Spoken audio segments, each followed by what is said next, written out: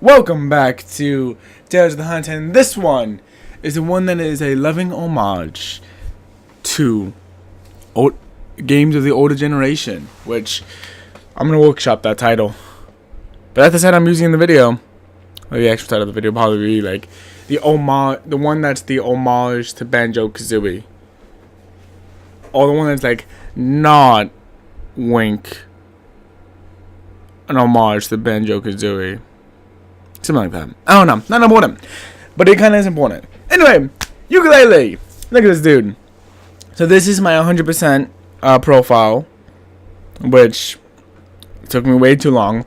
But I'm also not sure how many of those hours are just me leaving it on for hours. This is my second playthrough, which I did because a trophy glitched out on me, and we're going to talk about that in a little bit. And this is the third playthrough that I'm starting up, so I can have something to do in this video. Okay. But let's talk about ukulele. Now, ukulele, if you don't know what ukulele is, basically a bunch of people from Rail games were like, hey, remember that game about that bear and that weird bird in the backpack? Yeah, we really loved making those games, but now Microsoft owned that shit. We're not allowed to make those games anymore. So, instead, we're making a game about a chameleon that also has a musical instrument name that has no bearings or anything like what we did with Banjo. Because his name is Yuka. Completely different game. Completely different. But anyway, the trophy list for this game is actually pretty simple. 100% it. That's about it. Just 100% the fucking game. And typically I'm not really for that type of game. I don't want to have to 100% my games to get the platinum. I'd rather do a bunch of really stupid stuff and like have to like 75% the game. But with this game, it felt right. It felt like this was what you were supposed to be doing.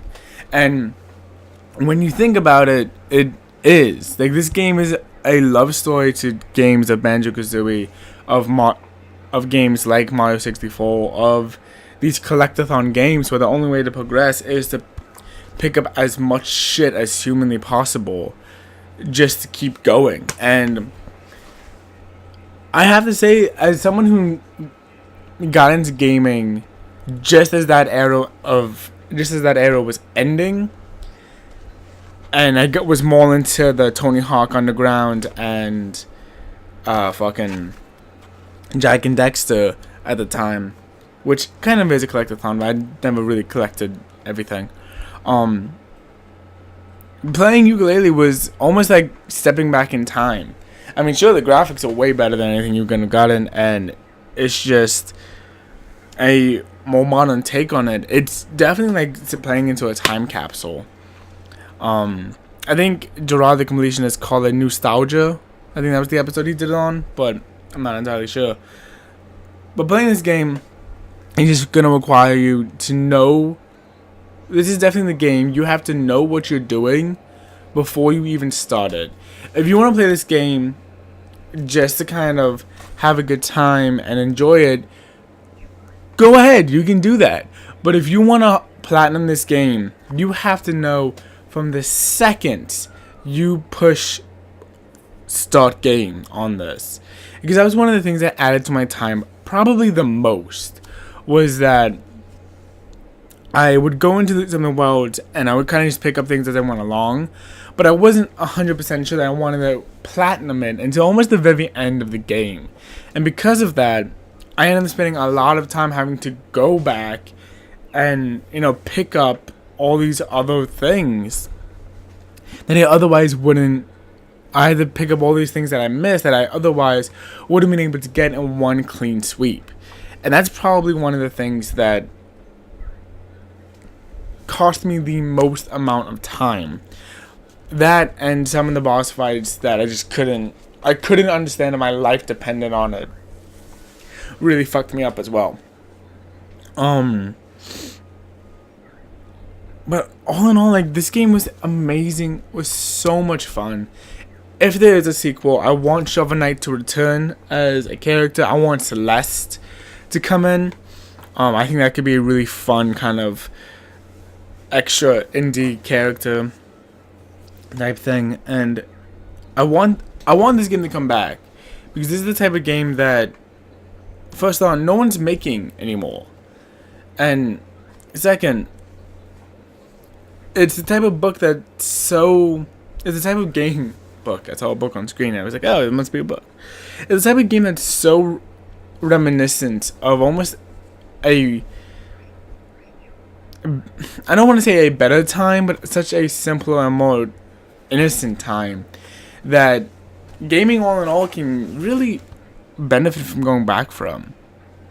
So with the game, there are a couple of things that you have to know, and this is getting a little bit more reviewy than I meant to, but that's mainly because my story of playing this game was I wanted to feel the homage. I wanted to go back and I wanted to experience what this era of gaming has to offer.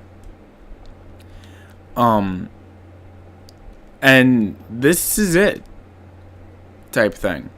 The other thing I do want to mention about this game is that there is a soul-crushing glitch that exists in the game, and it's not that bad. I did have to spend another 3.5 hours to fix the situation, but there is a glitch in regarding to the, I want to look this up. I might look it up, I mean, make sure that I have the right thing. The smashing trophy, which you get for purchasing all of Trowser's moves. Now, this trophy is glitched, and I've heard a couple of varying reports of what happens to glitch out the trophy, but as far as I know, and as best as I understand it, it's for moving while the save icon is up after you purchase a move, which seems like such a specific thing, and it's also really random and doesn't make a lot of sense, but that is what I tried. I was very adamant about not doing on the second round, and I got it very quickly after that. So even though it's a little, oh come on, it isn't that big of a deal once you kind of realize that, oh, it won't be that long if I just hyper focus down on it, and it'll be good. But this is one of the games that I played almost back to back that glitched out on me, and just kind of having to go back and play it again, and knowing that this moment that should have been this like, I can relax now moment, I got the platinum, was more of a, alright, now I get to start from the beginning and I get to just keep going. I wish that hadn't happened. I wish that wasn't the case, but you know, if wishes were diamonds, we'd all be rich. So even though my experience wasn't completely ruined with the game because of the glitch, it is something you should be aware of, and you should be looking for when going to platinum the game. But all in all, it was a great time. I had fun platinuming the game, even though the story that kind of goes with it isn't that great, and it's just more of this desire to experience something that was just out of reach. I really did enjoy this game. I ended up getting a friend started watching me playing last night from the day I'm recording this, and he was like, what are you doing? And I was trying to do the Galleon Galaxy's fucking Kartos track, and he was like, oh well, you're doing it wrong, you have to not go up on that piece, you have to go below, because that would be like, you get 6 over there where you're just getting 3 up there, that's what you have to do. And I'm like, alright, I'll try it out once, and he was right. And I've never seen someone so smug about being right. It was kind of amazing. He was like, told ya. And I'm like, Shut up! Shut up! Also, I am hiccuping like a motherfucker for no reason. I have not eaten food. But yeah, all in all, like, it's a fairly simple platinum. Just know that you want to platinum it before you even start the game. Save yourself all the time in the world. And it's a really quick and easy 100% tour. The only thing that might give you trouble are all the pirate treasures, which can be found around the map, around each of the book tome worlds. But look up a guide and those are pretty easy as is. I actually did find 2 of them on my own. I found Galleon Galaxies and I found Marshland Maze on my own, almost by pure luck. And then I was like, okay, I don't want to spend all my time doing this. Let me just look up a guide. And I did. And it was great. And it was fun. And it was really quick. The Ghost Riders are another thing that might give you trouble. But once again, there are so many guides out. You'll be fine. But yeah, that's pretty much it. It was a trip down memory lane. It was a trip down... It was like playing a time capsule. I think that's what I'm going to call this episode. The one that's like playing a time capsule. Because it's just filled with love of a simpler gaming time. It's filled with this kind of reverence that only ex-employees of Rare could have made. And even though I had some troubles here and there with it, including a glitched trophy, there's something so like wholesome about it that it made it okay. And I know that I don't typically review games on this show. It's much more about the story and giving you tips and tricks. Besides using guides and just picking up everything as you see it, though I don't really have any tips for the game. None of the trophies were really hard at all. You just kind of have to be creative and be willing to kind of jump in. But so yeah, without further ado, I will show you the platinum trophy and I will call this a video. So hold on.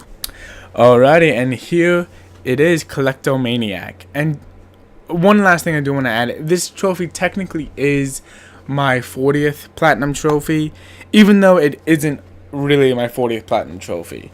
Had another game that I'm going to make a video on, as soon as it stops glitching out, given me the trophy when I had earned it, we would have had, this would have been my number 41st.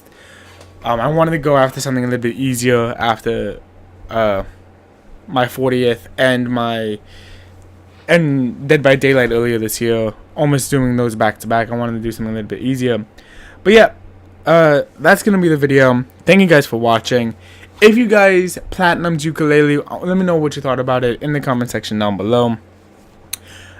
If there are any games you think I should go after, let me know. And I'll see if I can platinum and make a Tales of the Hunt video for it. Thank you guys for watching. My name is Raven, and I will see you guys in my next video. Bye-bye.